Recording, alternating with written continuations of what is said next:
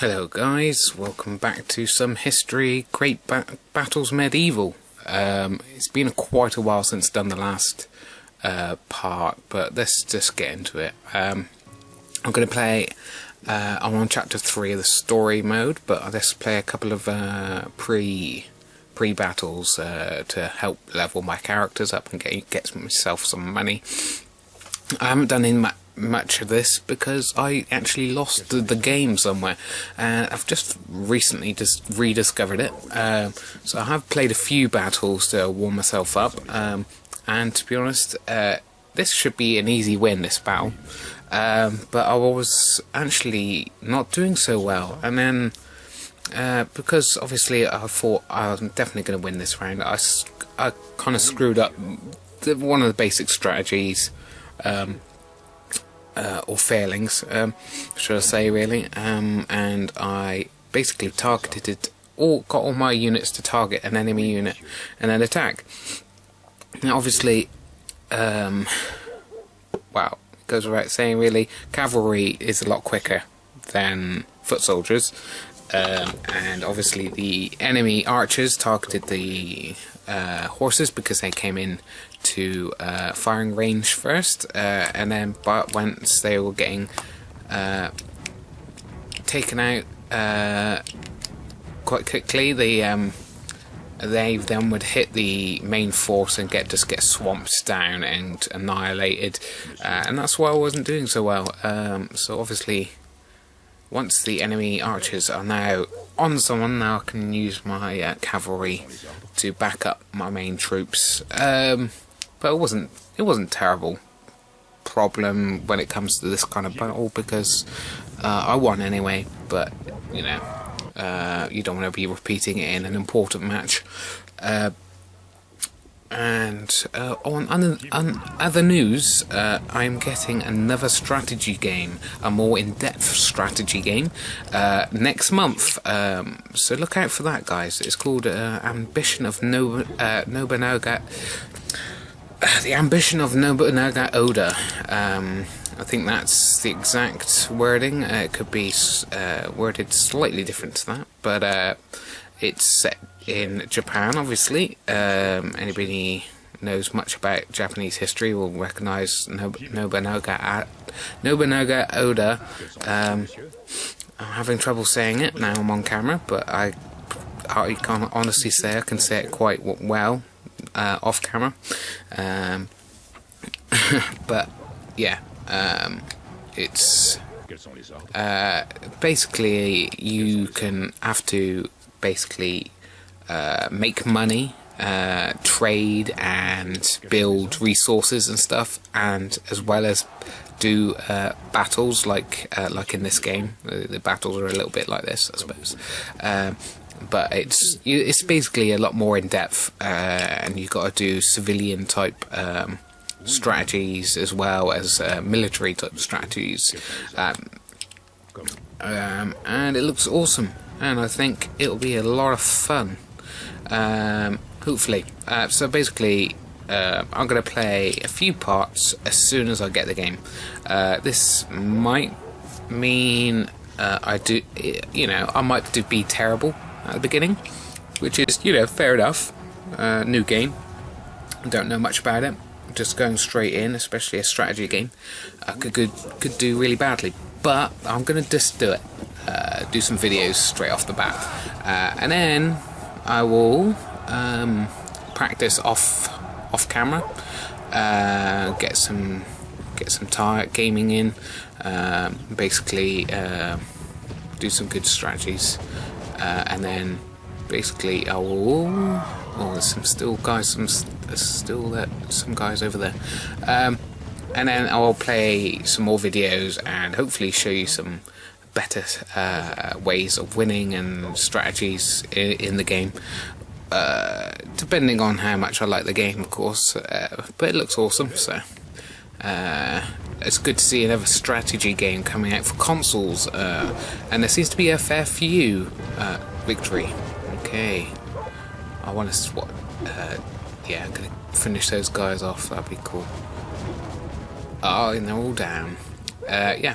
quite a few strategy games coming out for console, and I think this is awesome news, especially for those strategy fans that play console and not really play PC.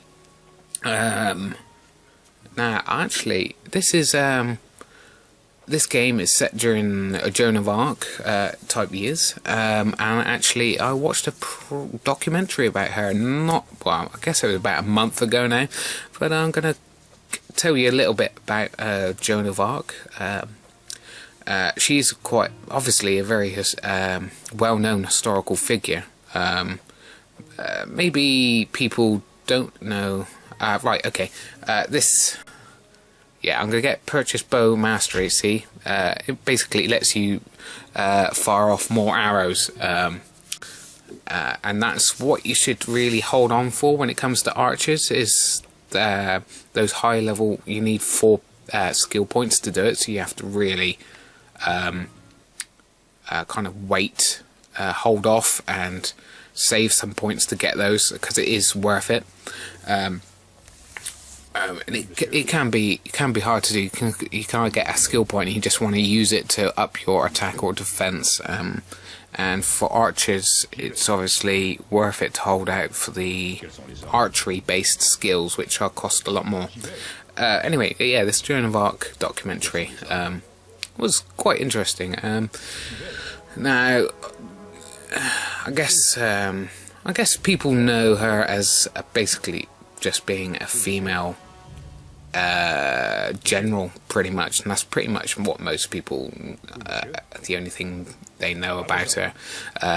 But basically, this is the point in history where France was pretty much divided in half by the English and the French.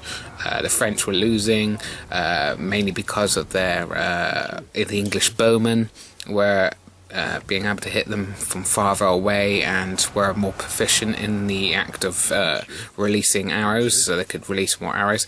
But at this time period, they're very superstitious people who believed that basically each side was saying they were fighting for and God was on their side, and because the French were losing, they didn't think, oh, maybe it's because they got better archers. They were thinking, oh, actually, God actually might be on their side, why else would they be winning? So that meant quite a few French people were fighting for the English side because they thought that God was on their side. Now, obviously, Joan of Arc, on the other hand, was not happy with this at all. Now, let's get this out of the way. I think she was pretty mad. She believed that angels came down and God talked to her, saying that she was going to save the country from the English. Now, the French prince at this time was holed up on this castle and was surrounded by the English. She crept in, said, listen, mate, God's talked to me, I can save you, give me some troops and I'll do it for you. But obviously he was quite desperate at this time, but he still wanted some proof. I say proof loosely. And she proved it by saying she could find this certain sword in this certain place outside the city. Obviously she found it, but historical texts say that she actually visited that place before she went to the prince, so she could have found it and knew it was there, or placed it herself there.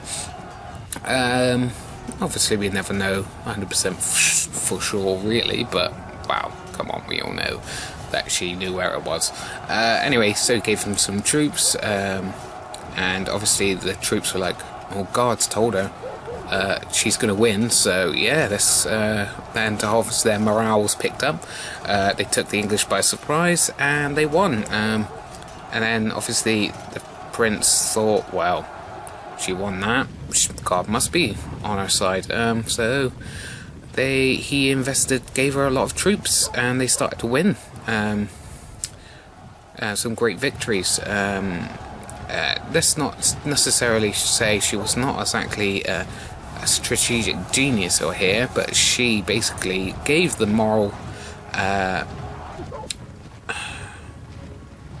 gave them a boost in their morale, morale of the French, and they started actually, properly fighting back. And because they outnumbered the English, they were bound to win some victories. Now, 26 casualties, even less last time. I've got some nice gold now. I've filled out my roster. I cannot hire any more troops. This is my aim with doing these side quests. It was just to fill out my ranks. Now, obviously, and buying them the best kind of weapons and armor that I can, so they can actually hold the ground against higher level units. Because I've not been able to level a large number of them because I haven't been able to choose them to use them in battle. So I've got some quite high level ones, and I've got a lot of level ones who might just flee within, a short battle. But hopefully with their weapons and the armour upgraded, they might stick around for a little while. But we'll see. I mean, I haven't played the campaign for a long time, obviously. Obviously, Joan of Arc tried to take Paris. Now, obviously, within the fact that France had taken back a large part of its territory by then, the higher-ups were like, she's only a woman, she's a peasant, maybe we should start taking control back of our troops and stuff a bit more. And because you never know, she might decide to become Queen of France herself, or whatever conspiracy theories and stuff people have had about this.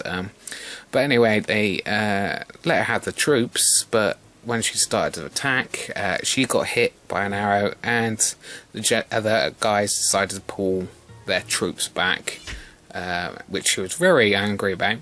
So. And then they were like, basically, nah, you're not going to have our full support anymore.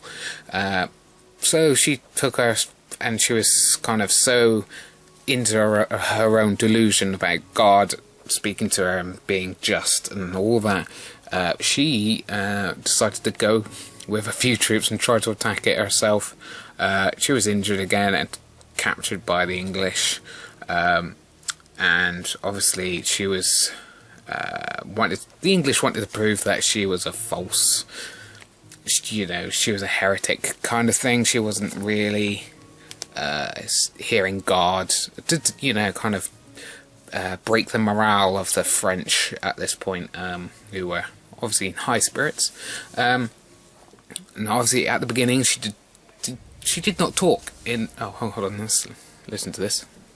France owes much to the Maid of Orleans. For without her, naught would have changed. In glory did the French king march, reclaiming all his cities. His destination was the Reims Cathedral, where he could be crowned at last. En route, he did encounter the army of the Duke of Bedford. Charles boasted larger numbers, but both forces were of giant size. The Duke took up a strong position, and it seemed certain that attrition would become the game. So it didn't really give me much clue on what I have to do in this battle. But let's have a look. Okay, 120 men while losing less than 80. Damn. I think archers might be the key here. Let's just have a look and see the... Yeah, they've got quite a few good troops here. A lot of cavalry. Some bowmen, weak bowmen. So I think I might start by putting my bowmen against their bowmen. Hopefully that my level should beat theirs and deal out a large amount of casualties before their main units crash into mine. Now, if their back units all can get into combat before I deal out the amount of deaths I need, I could be in trouble here. So what I want to do is kind of draw them to me so that I can fire arrows and kill as many of them I can before I engage them in hand-to-hand combat. And hopefully by then I should be able to take out enough of their soldiers to win. That's the basic strategy I'm going for. Yeah, they really do have some pretty solid units at the back. So, well, we're gonna go for the archers, and like I said, hopefully draw them towards me. And yeah, I'm gonna pull my units forward a little bit, but try to draw them towards me. Is the end goal. And let my archers do the work. That being said, of course, could lead to some problems, of course, because obviously I won't be able to. My main troops won't level that well, because obviously they're not going to be doing much of the fighting. But we're just that's basically what I'm going to try to do anyway. Anyway, yeah, they captured Joan of Arc. She refused to talk, but she was so confident in her believing in what she believed in, that she was just, and she was speaking to God, that she basically told them everything. And because she wasn't a learned person, she wasn't rich, so she couldn't read. So, and if she could read, she would know that the scholars had decided that there's only one way of really telling the difference between an angel coming down to talk to you and a devil in disguise. Was basically saying that the devil in disguise would come in physical form, so he'd look like an angel coming down to talk to you, and a real angel would be like a ray of light or something like that. And obviously she got it wrong, which she obviously didn't know, and condemned herself basically, but that was gonna happen anyway. So it doesn't really make much difference, I suppose, but yeah, she basically got burnt to death as a heretic, really. There we go. My main line's all pretty much going up, but not so much. There's a lot of troops to concentrate on. The battles go really quickly. You have to really have a good strategy to begin with, but you've got to adapt. You really have got to adapt properly to things as they change. Wow, it's the same as real battles, I suppose. Things change. Nothing goes as planned, so you've got to have new strategies straight away. So now the archers have done their kind of work. I'm going to put up all my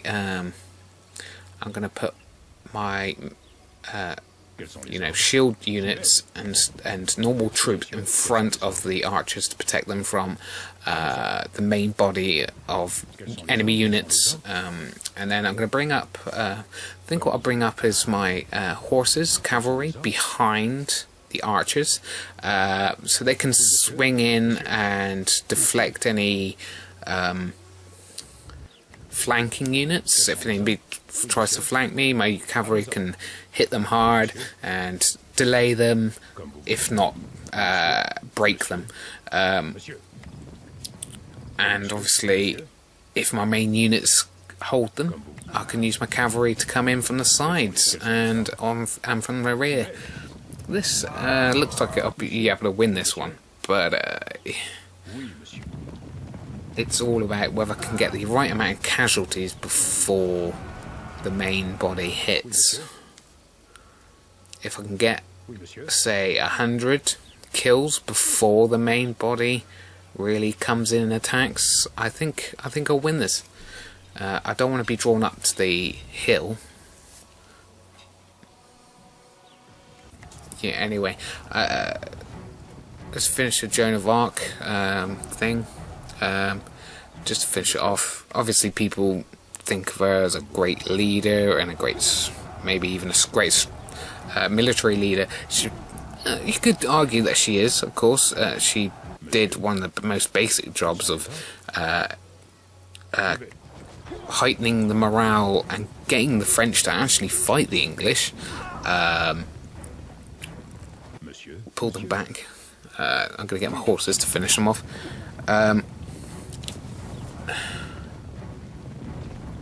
But she wasn't that learned about the ways of strategy or anything like that. But you have to give amazing credit to her. You know, she might have been slightly mad, but being a woman and a peasant and leading an entire country's army, that is, you know, the true underdog story. Really, yeah, she was a great character. Wow, that was a lot quicker than I thought. Well done. I'm actually giving myself a pat on the back there. I didn't think it would be 44 deaths on my side and 150 on theirs. Nice. Archers have better armour and another battle axe. That's pretty cool. So yeah, I think I'll probably end it here. I just spend my points and money. But yeah, I will possibly carry on this series, and obviously look forward to the ambition of Oda Nobunaga for next month, which comes out. So I will be doing videos as soon as I can on that. It might, obviously, it's not going to be from day one. You know, this is just a side job. So obviously I haven't got I have an actual job, so I can't do videos as soon as the game comes out like some YouTubers. But yeah, look forward to it. I certainly do. Hopefully it should be good. It looks awesome.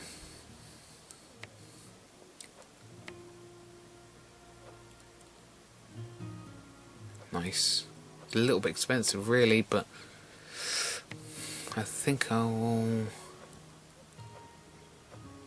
definitely want trampling for this spear unit. Trampling is pretty awesome skill to have, but spears are not all that great weapons, but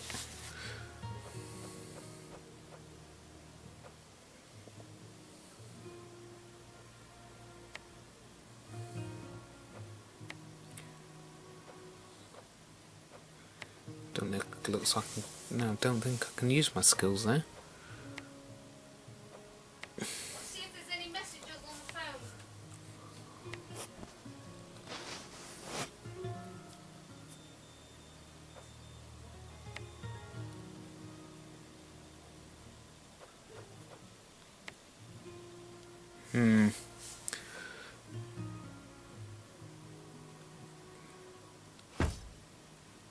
Yeah, nice. Spent a lot of points really, but damn, yeah, spent all my money on just one unit there. That wasn't the best idea really, but hey, what the hell.